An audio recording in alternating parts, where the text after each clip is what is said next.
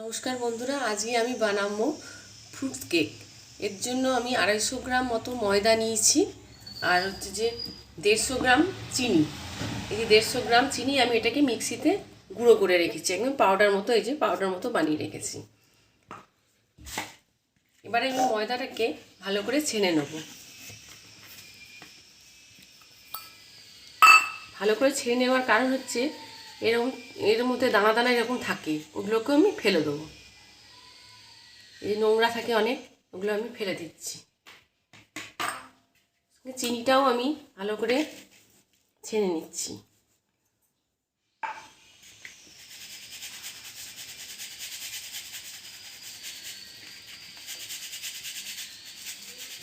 ছেনে নিলাম, এটাকে আমি ফেলে দিচ্ছি।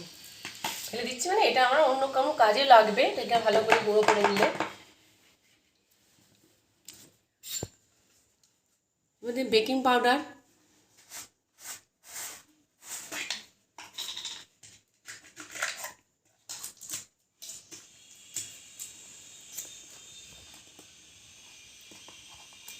এক চামচ বেকিং পাউডার নিলাম।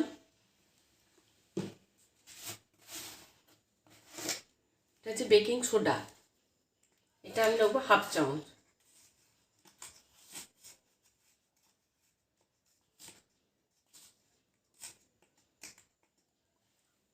হাফ চামচ বেকিং সোডা, এটাকেও আমি ভালো করে ছেড়ে নিচ্ছি। এটা ডালা ডালা হয়ে আছে, এটাকে হাত দিয়ে একটু এরকম করে দিলাম।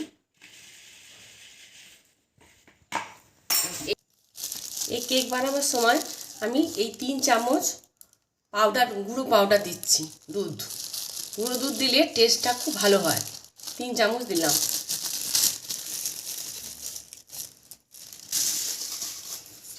এটা হচ্ছে অপশনাল, আমরা দিতেও পারেন, নাও দিতে পারেন, কিন্তু দিলে টেস্টটা খুব ভালো হয়। এবার কেকের ব্যাটারটা বানাতে হবে, তার জন্য আমি 2টো ডিম নিচ্ছি।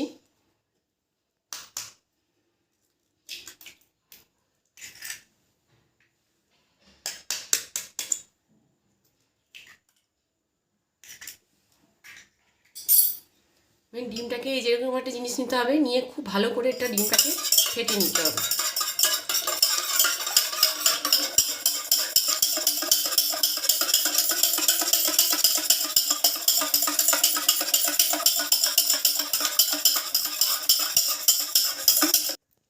ডিমটার মধ্যে আমি অল্প দুধ দিচ্ছি। দুধটা গরম করা, কিন্তু একদম ঠান্ডা, রুম টেম্পারেচারে যেমন হয় সেরকম দুধ দিয়ে ওটা আর একটু করে নিলাম।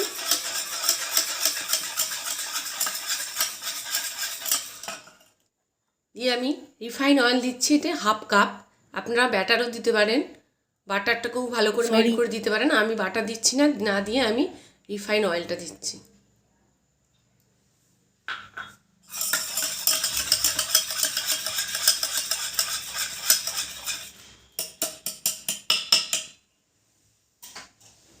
এবার আমি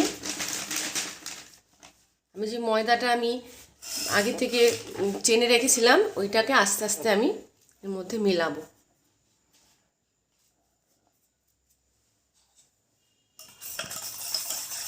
আর এটা সবসময় মনে রাখবেন যে এরকম একদিকেই ঘোরাতে হবে, দুদিকে ঘোরালে এর মধ্যে হাওয়া ঢুকে যাবে। হাওয়া ঢুকে গেলে এর ফেটে যাওয়ার সম্ভাবনা থাকে, ভালো ফুলবে না।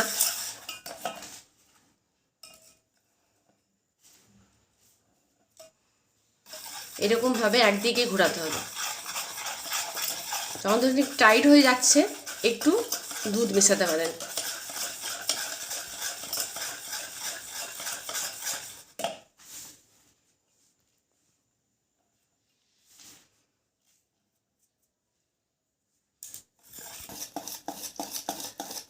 অল্প অল্প করে দুধ মেশাবেন, বেশি দিলে পাতলা হয়ে যাবে, থিকনেসটা খারাপ হয়ে যাবে, তখন এর কেকটা খুব ভালো হবে না।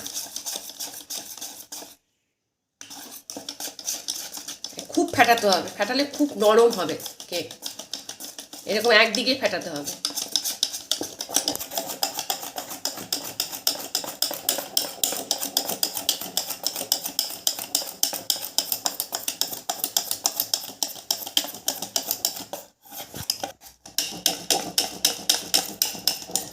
এটা ফেটানো হয়ে গেছে, এর থিকনেসটা এরকম হবে। এবারে আমি এর মধ্যে যে চেরি আমি ছোট ছোট করে কুচিয়ে রেখেছি ওটা আমি মিশিয়ে দিচ্ছি। কাজু কিশমিশ সব কেটে রেখেছি, কুচিয়ে কুচিয়ে রেখেছি।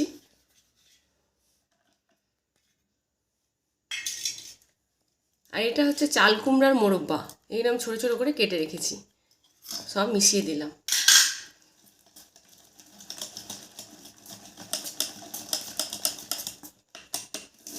এবার আমি এরকম একটা বাটি নিয়েছি,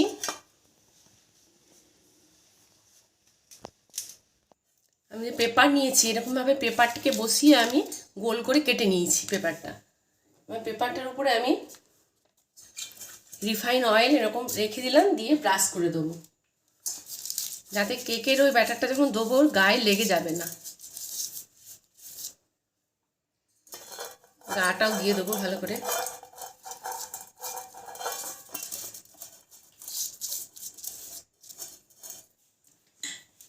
দিয়ে আমি এবারে ব্যাটারটা ওর মধ্যে ঢেলে দেবো।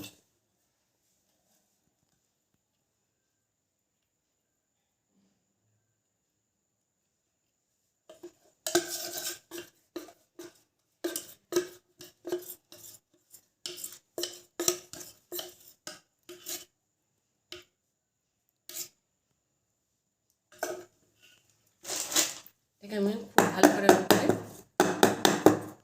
ঢুকে নেব। এবারে আমি কেকটাকে বানাবো, আমি এটা কড়াইয়ে বানাবো। কেকটা আমি কড়াইতে বানাবো, গ্যাস অন করে দিয়েছি, দিয়ে কড়াই বসিয়ে দিয়েছি। এবারে আমি এর উপরে নুন ঢেলে দেবো। আপনারা পারলে বালিও দিতে পারেন, আমার কাছে বালি নেই, আমি তাই নুন দিচ্ছি। নুনটা খুব ভালো করে আগে গরম করে নিতে হবে, খুব ভালো করে আগে গরম হয়ে যাক।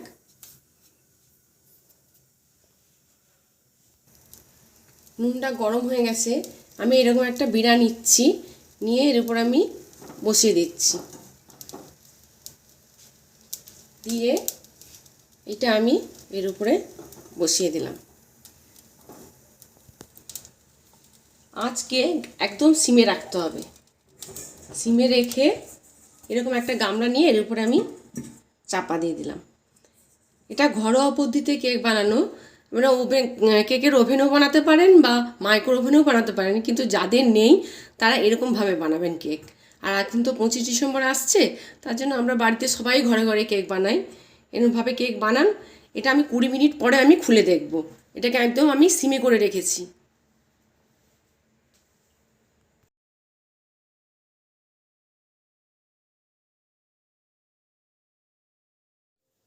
কুড়ি মিনিট হয়ে গেছে, 20 মিনিট পর আমি এটাকে খুলে দেখছি কি অবস্থা আছে।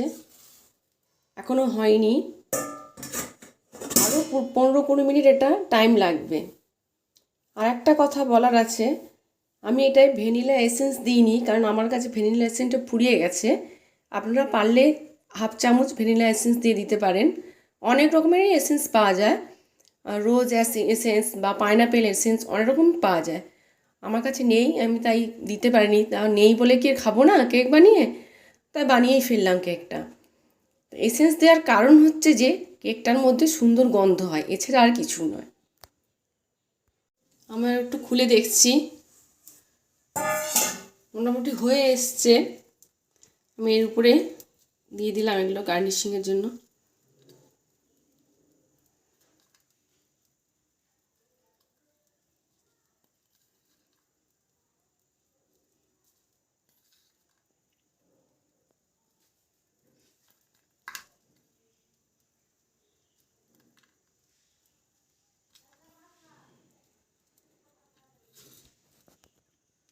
এরকম একটা খাঁচি নিয়েছি, নিয়ে এটা টুথপিক দিয়ে এরকম, এটাকে টুথপিক বলে, এটাকে আমি দিয়ে এরকম ঢুকিয়ে দেখছি। এটা এখন গায়ে লেগে আছে, তার মানে এখনও লাগবে টাইম, এখনও 10 মিনিট মতো তো লাগবে। আর এটা তো এতে কড়াইতে করা, তাই এতে টাইম ঠিক বলা যায় না। আর ওভেন আর মাইক্রো ওভেনে হলে টাইমে বলা যায়। এটাতে মাঝে মাঝে এরকম খুলে দেখতে হয়, আর এরকম করে ঢুকিয়ে ঢুকিয়ে দেখতে হয়। এর গায়ে যদি লেগে থাকে তাহলে ভাববেন যে এটা এখনও হয়নি, আর 10 মিনিট মতো টাইম দিতে হবে। এবার খুলে দেখছি 15 মিনিট পর।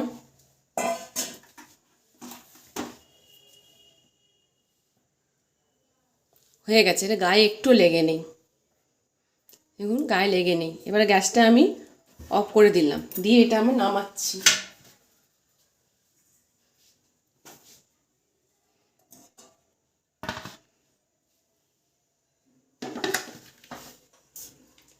এটা আমি খুব গরম আছে, আমি এটা সাইড দিয়ে একটুখানি এরকম করে কেটে দিচ্ছি।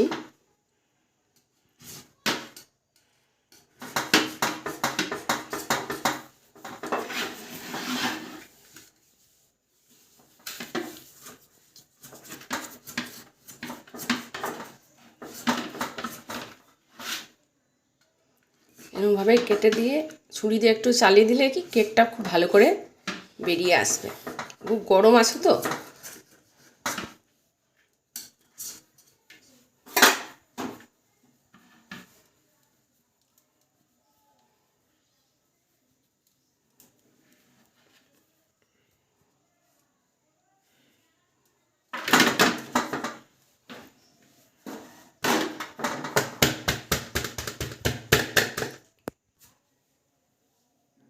অন্ধকার আসছে না তো?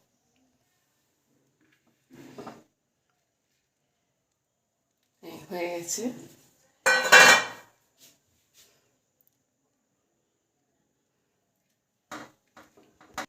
কেকটা হয়ে গেছে, এবারে এর মধ্যে কেকটা কেটে দেখাচ্ছি কীরকম সফট হয়েছে দেখুন। খুব গরম আছে তো এখন।